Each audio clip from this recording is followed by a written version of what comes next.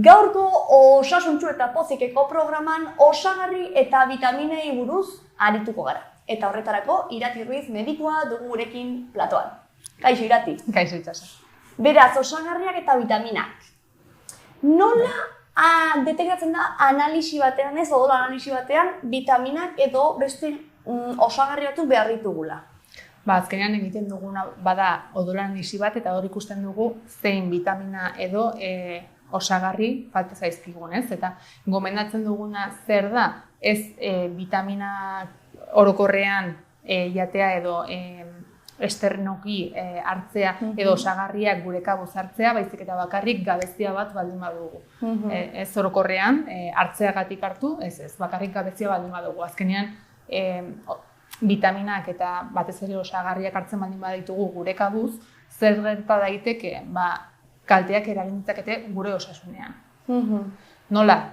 Adibidez, asko akumulatzen baldin bada, toksikoak izan daitezke gure zelulen funtzioan. Ez hori bakarrik farmakoak hartzen baldin baditugu, interakzioak ere gerta daitezke farmako eta osagarrien artean, eta horrek azkenean gure gorputza kalte dezake. Adibidez, ohartu naiz ere, vegano askotan B12 falta dela. Zer da B12 adibidez? Non aurkitzen da? B12 batez ere animalietan badagoen vitamina bat da, ez? Eta animalia jatorriko vitamina bat denez, askotan dieta vegetariano eta veganoetan B12 vitamina hartzea gomendatzen da. Ez hori bakarrik. Badaude beste vitamina asko, ez? D vitamina ere oso garrantzitsua da, batez ere D vitamina hartzen dugu eguzkizietatik, ez? Hori da. Eta hala ere badaude D vitamina daukaten elikagaiak, arrautza, batez ere gorringoa, hosto berdeko barazkiek ere badaukate D vitamina ugaria, eta horrelako elikagaiak hartzea gomendatzen da. Ez hori bakarrik, baizik eta batzutan esnea ere adibidez, esneak badauka D vitamina jartzen diote osagarri bezala edo bai, horrelakoak hartzea hori. Eta zergatik da gomendagarriagoa beti hori iturri naturaletatik edo hartzea ez, elikaduratik, osagarrietatik baino? Azkenean, elikagaietatik hartzen baldin badugu, elikagaiak osoak dira, ez? Eta oreka hobea lortzen dugu vitamina eta osagarrietan dietatik edo elikagaietatik lortzen baldin badugu. Suplemento bezala, osagarri bezala edo esternoki hartzen baldin baditugu vitamina eta osagarri hauek gerta egitekeena bada oso nivel altuak lortzea. Uste baino gehiago, orduan oreka hori mantentzea, oreka hori hobeto mantentzen da elikagaietatik hartzen ditugunean batez ere vitaminak eta osagarriak. Eta adibidez, vitamina ohikoenak, ez, D, C, B12 edo, nondik eskuratu aldira, zein dira elikagai hoberenak horiek eskuratzeko? C, esan genuen egun batean, zitrikoak zirela, ez? Hori da, zitrikoetan aberatsa da, zitrikoetan C vitamina oso aberatsa da, B12 vitamina hori batez ere, hori da, arrautzetan ere badago, eta gero hori, eske azkenean elikagai asko badauzkate vitamina asko, gero ere badago fruitu gorriak ere oso aberatsak dira vitaminetan, orokorrean, baina D vitaminan ere aberatsak dira. Azkenean, barazki berdeak ere oso onak dira eta badauzkate vitamina asko, ez bakarrik D vitamina, badaukate C vitamina. Elikagai asko daude eta batez ere naturalak direnak edo hori. Proteinetan ez, baina vitaminetan aberatsak direnak jatea gomendagarriena da, oreka hori lortzeko. Ezagutzen duzu horrelako elikagai top bat diozuna, hau da super elikagai bat, ze badu denetari, edo... Horrela burura datorkin dela, ez baino batez ere, lekaleak onak dira, badauzkatelako nutriente asko, ez? Eta gero hori, hosto berdeak dauzkaten barazkiak ere oso nukagarriak dira, zitrikoak. Azkenean, dieta, lortu behar duguna bada, dieta osasuntsu bat eta orekatu bat, denetarikian. Bai, vegetariano eta veganoetan B12 vitamina hori ez dela inbeste, zailagoa dela eta batzutan esternoki hartu behar dugula, baina gainontzeko elikagaien oreka hori mantentzea garrantzitsuena da. Eta kolore ere zentzua dauka hau da, kolorez berdinak izatearena zerbaitik da, hau da, nutriente edo gauza ezberdinak dituzte elikagaiak kolorearen arabera? Zehazki kolorearen arabera ez dakit zehazki esaten zein vitamina erlazionatuta dagoen kolore batekin edo bestearekin. Zehazkenean C vitamina badauzkate esan dugun bezala hosto berdeak eta badira berdeak, eta gero zitrikoek. Eta zitrikoak badira laranjak, horiak, orduan erlazio hori batzutan ez dakit. Eski nintzuna daukat plateran ere kolore asko egon behar direla, ez? Orduan, igual, honekin zer ikusia. Azkenean kolore asko edukita, esan dugun bezala lehen, fruitu gorriak ere onak dira, marrubiak, azkenean kolore asko egonda, ahalik eta barietate gehiago egonda. Behar duzun guzti horiek ez? Lor ditzakezu agian kolorei begira. Baina zehazki koloreek ez dizute esaten zein vitaminan diren aberatsak nik uste, Bale. Bueno, ideia honekin geratuko gara, ez? Vitaminak hartu behar ditugula, baina alditugun aldugun enean, ez? Edo gorputzak usten baldin badigu behintzat, elikagaien bitartez. Hori da, elikagai osoak hartu behar ditugu, eta horiek behin hartuta, oreka hori vitaminetan lortuko dugu. Eta oso garrantzitsua da osagarriak hartu baino lehen, odola analisi bat egitea, eta bakarrik osagarriak hartzea, gabetzia bat baldin badugu. Eta medikoak ala esaten baldin badigu. Hori da, medikoak, nutrizionistak, dena delakoak. Mila esker Irati etortzeagatik eta informazioagatik. Plazer bat itxaso. Eta hurrengora arte. Hurrengora arte.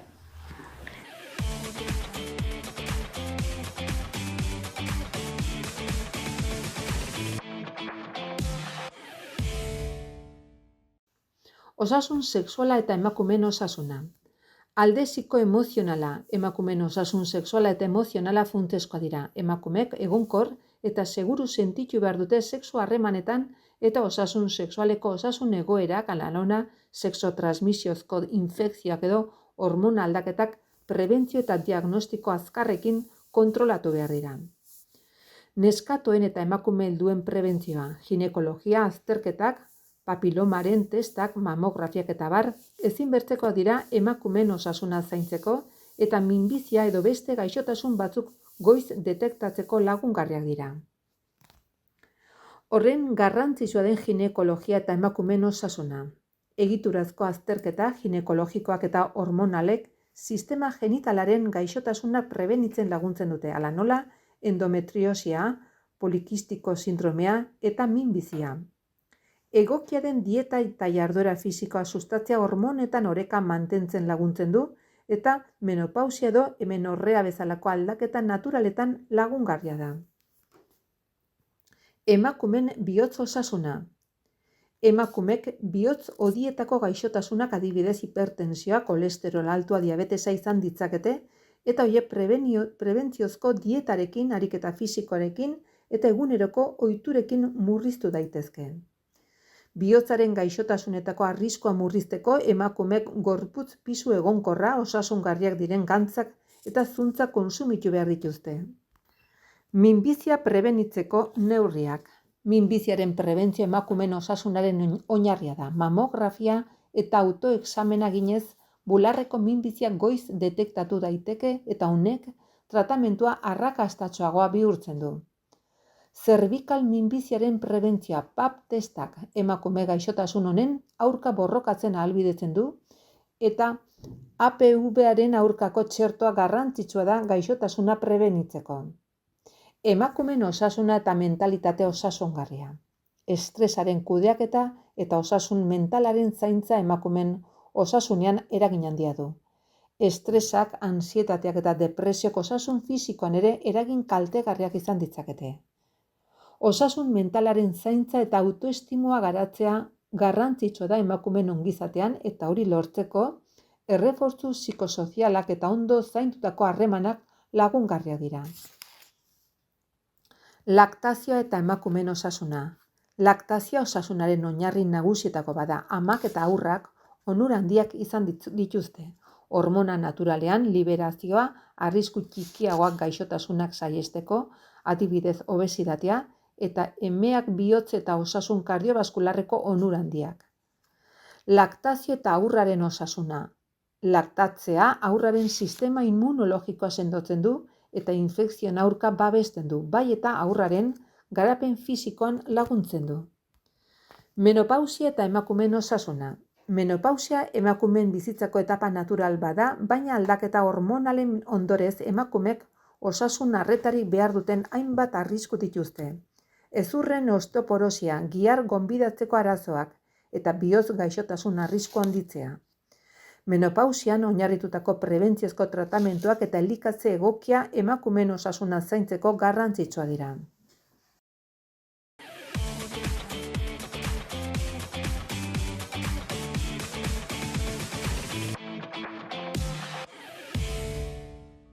Gaur hitz egingo dugu elikadura osasuntsuaren atal askotan ahaztuta geratzen den puntu bati buruz. Eta hau da mokaduek, hau da otordu nagusien arteko jantarteak gure osasunean duten eraginaz. Zein ezaugarri izan behar dituzte mokadu osasuntsuek? Bueno, benetak osasuntsua izateko ezaugarri hauek izan behar dituzte. Nutrizio aberastasuna, hau da, vitaminak, zuntzak, proteinak edo gantzo onuragarriak eman behar dizkigute, energia orekatu bat eman behar digute, ez kaloria hutsez beterikoa, baizik eta gorputzari indar iraunkorra emango dion mokadu bat, erraz prestatutakoa eta praktikoa, baina ez industrialki prozesatua, eta garrantzitsuena gosea kontrolatzeko eta otordu nagusietara neurriz heltzeko lagungarri izan behar du. Orduan, ze elikagai dira egokiak mokadu harin eta osasuntsu bat egiteko? Hemen ditugu aukera batzuk. Alde batetik fruta freskoa, edo fruta zatitan moztua, adibidez sagarra, edo banana, eta abar. Esan fruta geroz eta kolore gehiago izan, antioxidante eta vitamina gehiago dituela. Gero bertzaletik jogur natural bat azukrerik gabekoa, frutu lehorrekin lagunduta.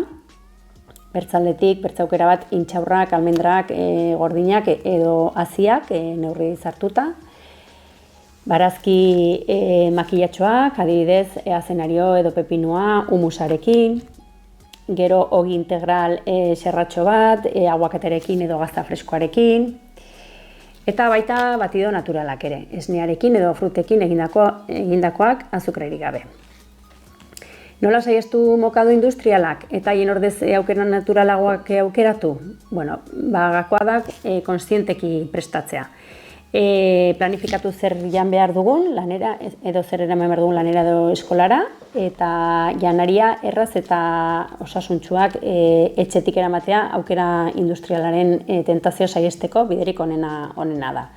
Eta batez ere irakurri etiketak, oso garrantzitsua da.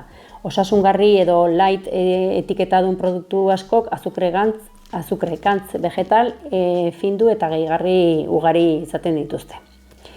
Azken batean, mokadu osasuntsuak aukeratzeak ez du erran nahi gozatzeko aukera galtzea, baizik eta gorputzari eta burmuinari laguntza bat ematea erran nahi du. Egunean zehar energia, konzentrazioa eta ongizatea mantentzeko.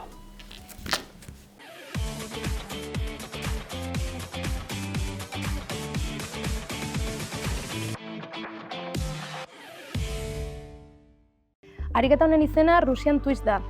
Guk deitzen diogu oblikuo. Bale? Pisu hartuko dugu, edo zein. Disko bat, mankorna bat, eta bi aukera izanen ditugu. Hankak, hemen mantentzia, edo irian mantentzia. Eta ginen duguna da, diskoa, aldez alde, eramin. Gorputza ongi biratuz.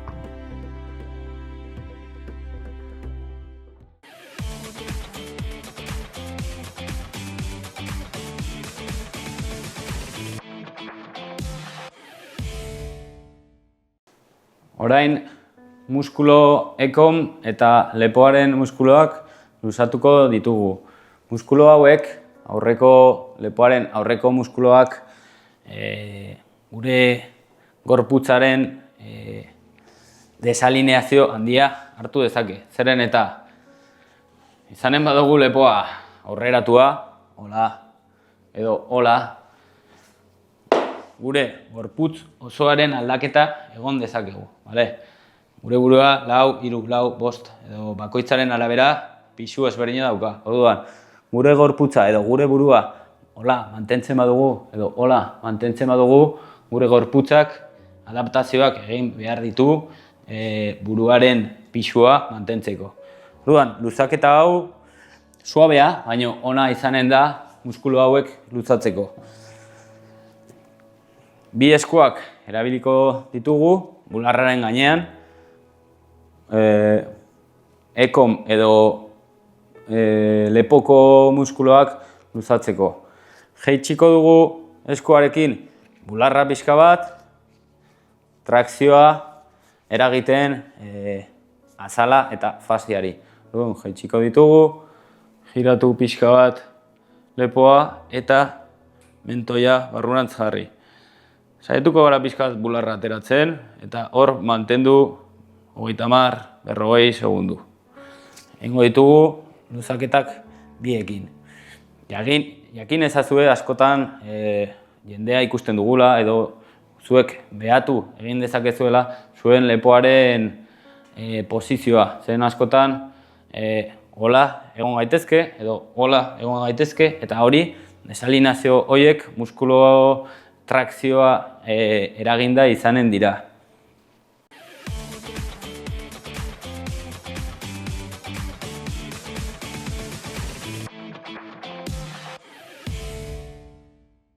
Zer esan nahi du girola saian lo egiteak? Bueno, gure lo egiteko gunea, logela, normalean izaten dena, ze baldintza izan behar dituen, zeintzuk diren, ez? Lehenengo baldintza da, lo egiteko tokia logela dela. Askotan sortzen dira, loarekin harremandutako nahasmen asko lokatzen naizelako sofan, eta gero esnatzen naiz gauerdian, eta ohera noa, eta ez dakiz zer, orduan. Lehenengo gauza da, hori buruari oso ongi erakustea, lo egiteko tokia logela da eta ohean. Eta ohitura horrekia sortuko du berez lo egiteko gogo hori ohean sartzen garenean, ohitura besterik ez delako. Gero zeintzuk izango dira hori hobetzeko edo hori egokiago izateko baldintza. Bueno, alde batetik temperatura, ez? Ez berorik, ez hotzik. Bai? Iluntasuna oso importantea da. Askotan egiten dugulo eta haur txikiei jartzen diegu argitxo txiki bat eta horrelakoak, baina iluntasuna oso importantea da gure gorputzak erreakzionatzen duelako, melatonina izeneko beste sustantzia bat sortzen du, eta sustantzia horrekin lo egiteko gogoa sartzen zaigu. Orduan, ez baldin badaukagu aukerarik iluntasun osoan egoteko, behintzat bilatu beste alternatiba batzuk, kortinak edo maskarak batzutan jartzen ditugu. Bestetik isiltasuna. Horregatik esaten da logeletan ez direla elementu elektronikoak egon behar. Lehenengo, jartzen dugulako telebista eta goten gara, ez dakizin ordura arte, telebista ikusten edo lokartzen gara zaratarekin, eta bestetik itzalita daudenean zunbido txiki bat daukatelako, eta horrek eragiten du gure loan eta gure prozesamenduan. Bestetik erosotasuna, erosoa eukitzea, arropak eta barez, nola joaten garen ohera horrek ere garrantzia dauka. Airea, ez? Askotan, ikusten ditugu goizetan, ez? Nola irekitzen diren leiho guztiak, etxeak aireatzeko, eta oso importantea da, azkenean zu zaude toki itxi batean arnasten eta arnasten, eta haize hori, edo aire hori oxigenoa galdu egiten da, eta guk berez kontaminatzen dugu nolabait esatearren. Usainak ere gainera sortzen dira, eta geroz eta atseginagoa izan, hobeto. Eta geroz eta lasaiagoa, hau da, gauza gehiagirik ez euki logelan, alik eta garbien izatea, koloreak ere bai, lasaiak izatea. Gero dago earen orientazioa, teoria asko daude, baina funtseskoak direnak eta barren edo erakutsi izan direnak ikasketen bidez, erabilgarriak direnak ez dira horren beste. Bai badago nolabaiteko kriterio bat edo, eta da ohea paretaren kontra egon behar duela, eta zuk beti atea begibistan eduki behar duzula. Horrek gure sistema edo ihes egiteko sistemarekin dauka harremana eta segurtasuna ematen omen du.